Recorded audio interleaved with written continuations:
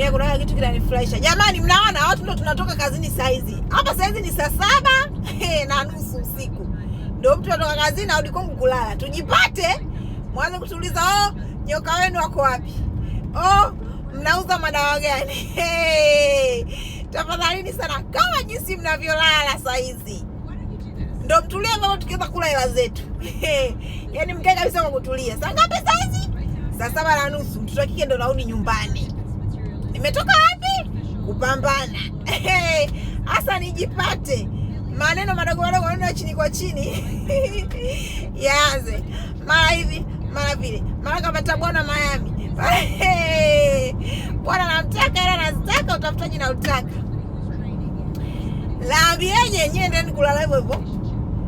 Mliopo Tanzania na mliopo Marekani na mliopo Ulaya, nchi zozote zile, dunia nzima na nje ya dunia, endeleeni kulala. Tunahangaika wenzenu. Mapambano. Tutafanyaje sasa? Sasa tujipate mwanze midomo hiyo. Si anauza nini? Anauza unga. Kapata danga. Liko Miami. Mbona Miami nahitaji sana? Jamani, nimeingia wapi mimi? Mbona kama hamna njia hapa? Fuck. Hapa nifanyaje sasa? Mimi endelee kwenda. Lakini kuna mtu nyuma yangu. Niko sawa kwa mtu nyuma yangu. I'm fine. Unaona mambo ya usiku haya?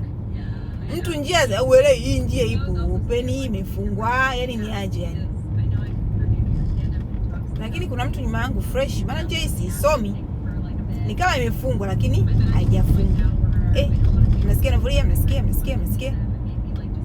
Motherfucker.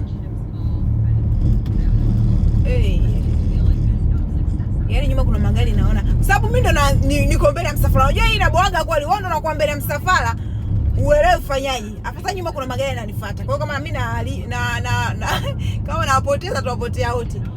Mimi sipendagi. Mimi napendaga mbele kwa kuna gari. Unakuwa unaelewa.